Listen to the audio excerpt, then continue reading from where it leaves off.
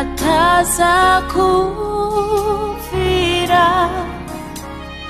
nari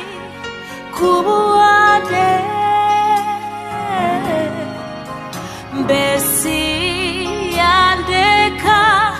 ninde wari kuchagura kumwewe bishobora